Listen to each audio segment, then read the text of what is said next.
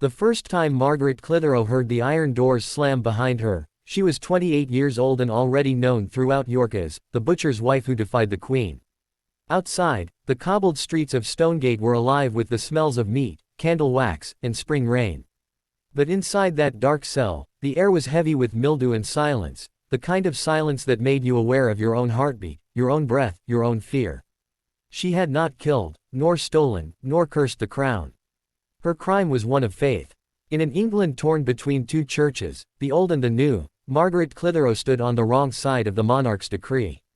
Elizabeth I had made the Catholic Mass a treasonous act. Priests were hunted, churches stripped bare, and anyone found sheltering a papist could be executed for treason. Yet Margaret, small of stature but fierce of conviction, had turned her home into a secret sanctuary. By day, she sold meat with her husband John, a respected butcher and member of York's council. By night, she became a silent guardian of the forbidden faith, opening her cellar to wandering priests, hiding vestments beneath floorboards, and leading whispered prayers for neighbors who dared to kneel beside her. She had known the risk. She had seen others dragged away in chains, their names erased from records, their families shunned. But she believed that a house built on truth could not fall, no matter how heavy the stone above it. For years, she had managed to hide her secret chapel. The wooden boards beneath her children's feet concealed an altar, the walls were lined with crosses small enough to slip into sleeves. Each Sunday, while bells rang for the new Anglican service, Margaret's door stayed shut. Inside, the flicker of candlelight danced across her pale face as she listened to the Latin words of a priest in hiding. Dominus vobiscum, he whispered. Et cum spiritu tuo, she replied, tears glistening in her eyes. The years passed under the shadow of suspicion. John, though loyal to her in private, had distanced himself in public. His loyalty to the Queen's church kept him safe, and he begged Margaret to cease her reckless devotion. But she could not. Would you have me lie to God to please men? She said once, her voice trembling but firm. Then came the day that shattered everything. In March of 1586, the sheriff's men burst into the Clitherow home. A frightened servant boy, under pressure, had revealed the hidden chapel. They found chalices wrapped in cloth, rosaries tucked in shoes, and a priest's cloak hidden behind a false wall. Margaret was taken away in chains, leaving her children crying on the threshold. The people of York whispered as she passed through the streets. Some spat, others crossed themselves. The butcher's wife, accused of harboring traitors, was to stand trial for her soul. In the cold stone hall of the Guildhall, the Queen's justice presided with iron certainty. Margaret stood before them, her face pale but her eyes unbroken. The charge was read aloud, for harboring and maintaining Jesuit and seminary priests, enemies to Her Majesty's realm. When asked to plead guilty or not guilty, she refused. I will not plead, she said softly, for I do not recognize this court, nor its power over my conscience. That single act sealed her fate. Under English law, refusal to plead meant the ancient punishment of peine forte et dure, pressing to death beneath heavy stones until the body yielded or the spirit broke. It was a punishment rarely carried out, for most would beg for mercy long before the stones crushed them. But Margaret, calm and unwavering, had made her choice. Her friends begged her to relent. Her husband, torn between love and terror, pleaded through the bars of her cell. Margaret, for the love of our children, plead. He cried. She looked at him with eyes filled not with fear, but peace. I die for my faith, and God's truth, she said. I have no judge but him. In the days before her execution, Margaret prayed ceaselessly. The prison matron later said she seemed more like a saint than a criminal. Her hands were always clasped, her lips whispering prayers for the Queen, her judges, even her accusers. She sent a message to her children, telling them to serve God above all things and to keep their faith hidden in their hearts if the world forbade it on their lips. On the morning of March 25, 1586, Good Friday, the people of York gathered near the Ouse Bridge to witness what few had ever seen. The wooden door that would serve as her deathbed lay on the ground, a rough plank soaked in rain. Beneath it, sharp stones were scattered, and atop it lay heavy slabs of iron and rock. The executioners waited in silence. Margaret was brought forward, barefoot, her hands bound. She was 33 years old. Witnesses said she walked calmly, her head bowed, holding a small cross carved from wood between her fingers. When she reached the place, she knelt and kissed the ground. I die for love of my Lord Jesus, she said softly, her voice trembling through the cold morning air. Her executioners asked if she wished to confess or plead. She shook her head. "I am guilty of no crime," she said. They placed the door upon the stones and ordered her to lie down.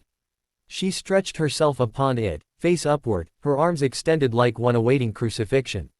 A handkerchief was tied across her eyes. Before they began, she whispered a final prayer. "Jesu, Jesu, have mercy on me." The first weight dropped. A groan escaped her lips, but she did not cry out. The sheriff, hardened by years of duty, looked away. Another slab followed, and another. The pressure grew unbearable, but her lips still moved, prayers faint as wind through leaves. When the weight reached 700 pounds, one of the witnesses later swore she murmured her husband's name. Then came silence. It was said that she died within 15 minutes, though others whispered it took longer, that her heart refused to break even as her bones did. The official record states only that she was pressed to death at Ouse Bridge End, her body crushed and broken. When they lifted the stones, her chest was flattened, her ribs shattered, but her face, they said, was strangely serene. The people who had come to mock her left in silence. Some wept, some knelt, for in her death, Margaret Clitherow had achieved what no sermon could. She had turned a woman's suffering into a symbol of unyielding faith. Her husband never recovered. He left York and wandered for years, carrying the memory of her courage like a wound. Her children, raised in secret faith, became living witnesses to her devotion. In time, whispers of miracles spread, of prayers answered at her grave, of visions of light over the stones where she died. Rome heard of her martyrdom, and long after Elizabeth's reign had turned to dust, Margaret Clitherow was remembered not as a criminal, but as a saint. But that morning in 1586, she was simply a woman, small, steadfast, and unbroken beneath the weight of her belief. The story of Margaret Clitherow did not end beneath those crushing stones. Her death echoed through England like a quiet storm, a whisper of defiance that haunted every chapel, every courtroom, every home where faith still flickered behind shuttered windows. In the weeks after her execution, York grew restless. People who had watched her die could not shake the image from their minds, the pale woman lying beneath the door, praying even as her breath was crushed from her lungs. It was as though her spirit still walked the narrow lanes at night, candle in hand, searching for those who doubted the cost of conviction. John Clitherow, broken and alone, avoided his shop. The butcher's stall stood empty, its knives rusting on the walls. He wandered through the streets in silence, replaying her final words. Every sound, the clang of a church bell, the call of a merchant, seemed to carry her voice within it. Their children, Henry, William, and Anne, were sent to live with friends who could protect them. But even as they grew, they carried their mother's story like a brand upon their hearts. Anne, the youngest, often dreamt of her mother's face. She looked at peace, she would tell those who asked, though she had been too young to remember. Years later, when the tide of persecution ebbed and the Catholic faith began to breathe again in secret corners of England, Margaret's name resurfaced. Priests whispered her story to the faithful, calling her the Pearl of York, pure, shining, and unbroken by earthly power. Her story became a light to those still hunted, a reminder that faith, even crushed under stones, could not be silenced. In one account, a Jesuit priest who had known her wrote from exile, "Her courage gave us all heart. She was as steadfast as any knight in battle, and her weapon was prayer." But the world outside still moved on.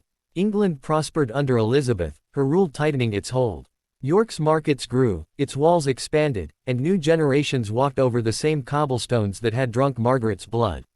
Her name faded from official memory, erased from records, her home sold, her grave unmarked. Yet her story would not die. In 1603, when Elizabeth herself lay dying, some said she was haunted by dreams of the very martyrs her laws had condemned. Whether true or not, the legend of Margaret Clitherow persisted like an ember in ashes. In the decades that followed, England's divisions deepened, kings rose and fell, wars of faith tore the land apart, but in the hearts of believers, Margaret's courage remained a symbol of the unyielding soul. Priests on the run carried tiny relics, a fragment of her garment, a lock of hair, hidden in books or rosaries. By the time of the Restoration in 1660, her story was spoken of in hushed tones in Catholic homes. Mothers told it to their daughters as they tucked them into bed, of the woman who chose faith over fear, who refused to bow even to death.